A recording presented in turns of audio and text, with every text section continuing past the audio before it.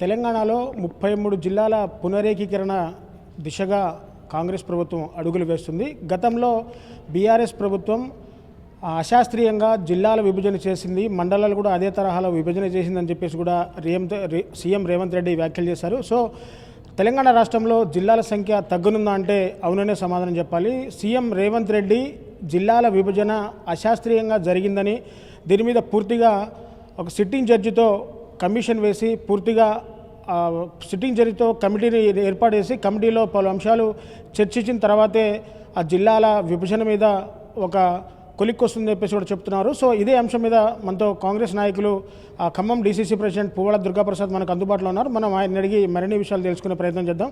So sir చెప్పండి, దాదాపు తెలంగాణలో జిల్లాల విభజన అశాస్త్రీయంగా జరిగింది, జిల్లాల పునరేకీకరణ ద్వారా జిల్లాల సంఖ్య తగ్గించే అవకాశం ఉందని చెప్పేసి కూడా సీఎం రేవంత్ రెడ్డి వ్యాఖ్యలిస్తారు. దీన్ని ఏ విధంగా చూడొచ్చు అంటారు సార్? అంటే ఇప్పుడు ఆయన పెద్ద మంత్రిగా ముఖ్యమంత్రి గారు చెప్పారు కదా అశాస్త్రీయంగా జరిగిందని.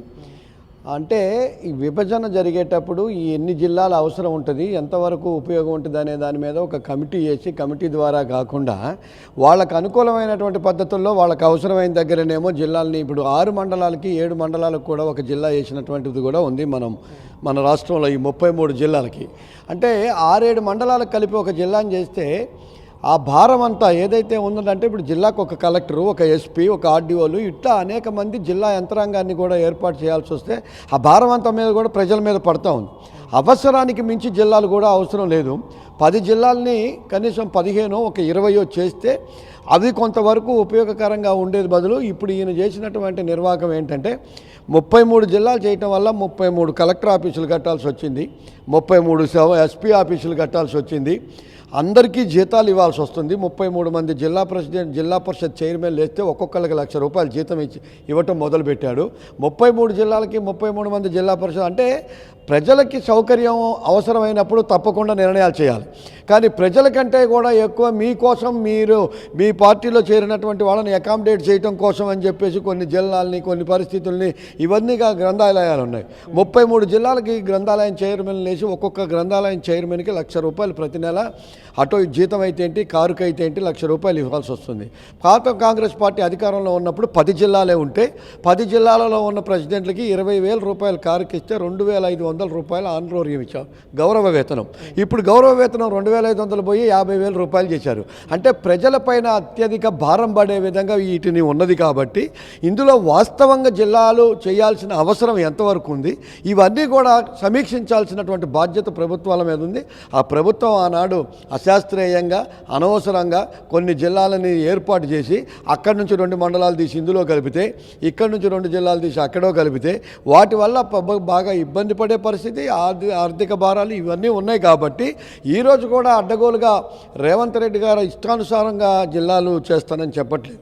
ఒక సిట్టింగ్ జడ్జి చేత కమిషన్ వేయించి ఇంకా కొంతమంది నిపుణులతో కూడా దీని గురించి డిస్కస్ చేసి ఏ మండలాలను తగ్గించి జిల్లాలు తగ్గించాల్సిన అవసరం వస్తే తగ్గించాల్సి ఉంటుంది. ఒకవేళ ఎక్కడైనా 1-6 పెంచాల్సి వస్తే కూడా పెంచాల్సి ఉంటుంది.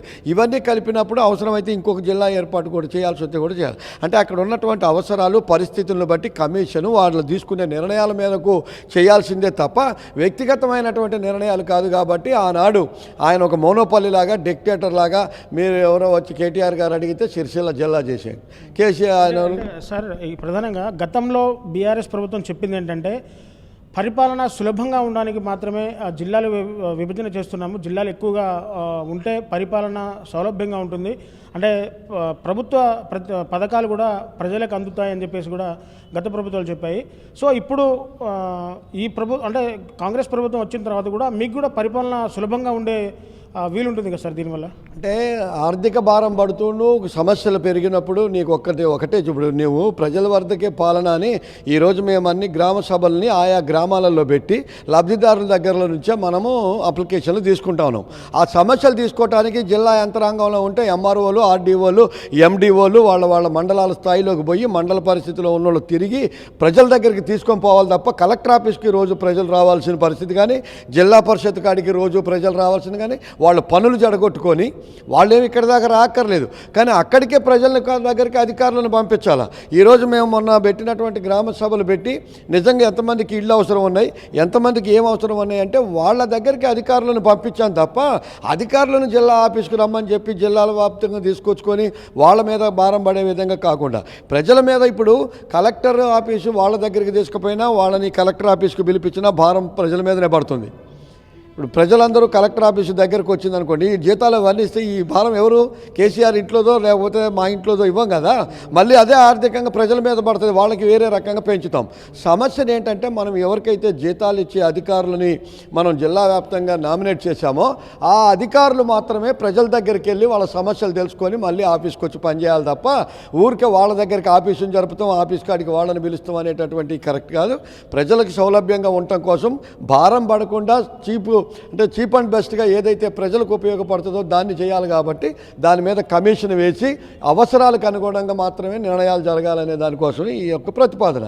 దీన్ని వాళ్ళు ఏదో టీఆర్ఎస్ వాళ్ళు కూడా జిల్లాలు తగ్గితే తిరగబడతారు అని చెప్పేసి వక్రీకరించి మాట్లాడుతూ మనము ప్రజలపైన భారం పడకుండా ఉండటానికి అవసరమైనటువంటిది సులభంగా వాళ్ళకి పనులు చేసి పెట్టడానికి ఏ రకమైన అవసరాలు ఉన్నాయో వాళ్ళ దగ్గరికి అధికారులే పోతారు. ఇవాళ అన్నిటికీ కూడా ప్రజలు బస్సు ఉంది, బస్సులో వాళ్ళకి ఫ్రీ సర్వీస్ చేసాం, అది వాళ్ళకు ఉపయోగం. అలాంటివి చేస్తే వాళ్ళకు ఉపయోగం, కానీ 4 కొత్త బిల్డింగులు కట్టి 4 అధికారులను ఎక్కువ పెంచి వాళ్ళ మీద మీకేదో దగ్గరకు వస్తున్నారని చెప్పేస్తే వారికి వచ్చి ఒరిగింది లేదు.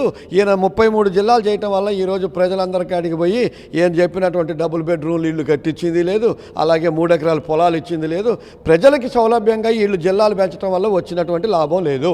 అధిక భారం ప్రజల మీద పడటానికి జీతాలు భత్యాలు అధికారులని అడ్డగోలుగా ఒక చోట పనిచేయాల్సిన దానికి 3 చోట్ల చేయించే విధంగా ఈ విధంగా చేస్తున్నారు. కాబట్టి దీన్ని ఖచ్చితంగా కమిషన్ ద్వారా చేయాలనేది మా ముఖ్యమంత్రి గారు, మా ఉప ముఖ్యమంత్రి గారు వాళ్ళందరూ ఆలోచన చేసి చేస్తున్నటువంటిది. ఖచ్చితంగా ప్రజలకు ఏదైతే మేలు అవసరమో అదే చేస్తాం. అంటే సార్, గతంలో జిల్లాలు కావాలని చెప్పేసి కూడా ప్రజలు పోరాటాలు చేశారు. పోరాటాలు చేస్తేనే కొత్త జిల్లాలు ఏర్పాటు చేస్తామంటున్నారు. సో ఇప్పుడు ఆ కాంగ్రెస్ ప్రభుత్వం కూడా మొత్తంగా సిట్టింగ్ జడ్జితో విచారణ చేపట్టి జిల్లాలు ఎంతవరకు అవసరం ఉంటే అంతవరకు చేస్తామంటున్నారు. దీన్ని ప్రజలు ఏ విధంగా స్వీకరిస్తారని చెప్పేసి అనుకుంటున్నారు సార్? అంటే ప్రజలకి ఏ విషయాన్నైనా అర్థమయ్యేటట్టుగా చెప్పితే, జరగబోయే నష్టాన్ని గురించి కూడా చెబితే ప్రజలు సానుకూలంగానే ఉంటారు. కానీ నా ఇష్టం వచ్చిన కాడ నేను జిల్లా ఇచ్చుకుంటున్నా కాబట్టి మీరు ఇప్పుడు ఎక్కడో నాకు అవసరం లేదు. ఇప్పుడు సిరిసిల్లలో ఆయన కేటీఆర్ గారు ప్రాతినిధ్యం వచ్చిండు. 5 మండలాలకో 6 మండలాలకో అదొక జిల్లా, ఓన్లీ 6 మండల్స్. కానీ ఇప్పుడు 15 మండలాలు 20 మండలాలు 25 మండలాలు ఉన్న కాడ లేకుండా అక్కడ ఇవ్వటం అనేది కరెక్ట్ కాదు. కాబట్టి ప్రజలు కోరుకుంటారు ఆడెందుకంటే జిల్లా అవసరం లేదు మాకు ఇవ్వాలని చెప్పేసి, మాకు ఇంకా దగ్గరికి రావాలని కోరుకుంటారు. కానీ ప్రజలు కోరుకుంటున్న దాంట్లో వాళ్ళకి ఎక్స్ప్లెయిన్ చేసి దీని మీద ఇంత భారం పడుతుంది, ఈ భారం కూడా మనమే మోయాల్సి ఉంటుంది, ప్రజలకు పనులు జరగాలంటే 10 అధికారులు మీ దగ్గరికి రావాలి తప్ప ఆఫీస్ ఒక్కటి కట్టినంత మాత్రాన ఉపయోగం జరగదు. కాబట్టి వాస్తవ పరిస్థితిని వాళ్ళకి తెలియజేస్తూ నిజంగా అవసరం లేకపోతేనే జిల్లాని కూడా మార్చాలి. ఇప్పుడు ఈ జిల్లా అవసరం లేదు ఇక్కడ అనుకున్నప్పుడు మాత్రమే మార్చాలి తప్ప నిజంగా పబ్లిక్ ఉపయోగపడుతుంది, దీనివల్ల ఉపయోగం ఉంది అనుకున్నప్పుడు ఆ కమిషన్ కానీ మా ముఖ్యమంత్రి గారు కూడా అడ్డగోలు నిర్ణయాలు చేసే అవకాశం లేదు. అంటే సార్, ఒకవేళ కాంగ్రెస్ ప్రభుత్వం కనుక జిల్లాలు తగ్గిస్తే తెలంగాణ రాష్ట్రంలో జిల్లాల సంఖ్య ఏ విధంగా ఉండే అవకాశం ఉంది సార్? ఇంకా అది పూర్తిగా కమిషన్ ఇచ్చేటటువంటి దాని మీద ఆధారపడి ఉంటుంది. అది ఇప్పుడు నేనుగా చెప్పటమో లేకపోతే వ్యక్తిగా చెప్పటం కాదు. ఆ ఎన్ని జిల్లాలు చేస్తే ఏ విధమైనటువంటి అవకాశాలు ఉంటాయి, వాట్ ఈజ్ వాట్ అనే దానికోసమే కదా కమిషన్ వేసేది. అది కమిషన్ చెప్తుంది. ఇప్పుడు మనం ఈ జిల్లాలని ఇన్ని తగ్గించాల్సి ఉంటుంది లేకపోతే ఒకటి పెంచాల్సి ఉంటుంది అనేది కమిషన్ వేసిన తర్వాత సిట్టింగ్ జడ్జి గారు ఆ కమిషన్లో ఉన్న కమిటీ సభ్యులు అందరూ కలిసి ఏ విధమైన నిర్ణయాలు చేస్తే దానికి అనుగుణంగా చేస్తారు. అంటే సార్, ఇప్పుడు దాదాపు ఇందాక మీరు చెప్పినట్లుగానే కొత్త జిల్లాలన్నింటిలో కూడా కొత్త కలెక్టర్ కార్యాలయాలు, అంటే కొన్ని చోట్ల కమిషనరేట్లు కూడా కొత్తగా వెలిసిన సందర్భాలు కూడా ఉన్నాయి. సో కాంగ్రెస్ గినక జిల్లాల సంఖ్య ఖచ్చితంగా జిల్లాల సంఖ్య తగ్గించాలి అని చెప్తే ఇప్పుడున్న నూతన భవనాన్ని కూడా దేనికి వాడే ఆస్కారం ఉందంటారు సార్? ఇప్పుడు కాంగ్రెస్ పార్టీ అధికారంలోకి వచ్చిన తర్వాత చాలా హామీలతోని మేము ఇచ్చాం. అంటే ప్రతి మండలానికి ఒక ఇంటర్నేషనల్ స్కూల్ పెడతామని, ప్రతి జిల్లాకు ఒక, ఇప్పుడు ఆల్రెడీ అంతకుముందు గత ప్రభుత్వాలు చెప్పినైతే ఏదైతే యూనివర్సిటీలు తీసుకురావాలని, ఇప్పుడు సపోజ్ మన దగ్గర ఒక ట్రైబల్ యూనివర్సిటీ తీసుకురావాలని ఉంది ఉమ్మడి ఖమ్మం జిల్లాకి. మరి ట్రైబల్ యూనివర్సిటీ తీసుకురావాలన్నప్పుడు యూనివర్సిటీకి తగిన పద్ధతిలో ఆ బిల్డింగు ఇంకా దానికి ఏమన్నా కావాల్సి వస్తే అదనంగా కూడా నిర్మాణం చేసి చేస్తాం. అట్లాగే అనేక ప్రాంతాల్లో మెడికల్ కాలేజీలు ఇచ్చాం.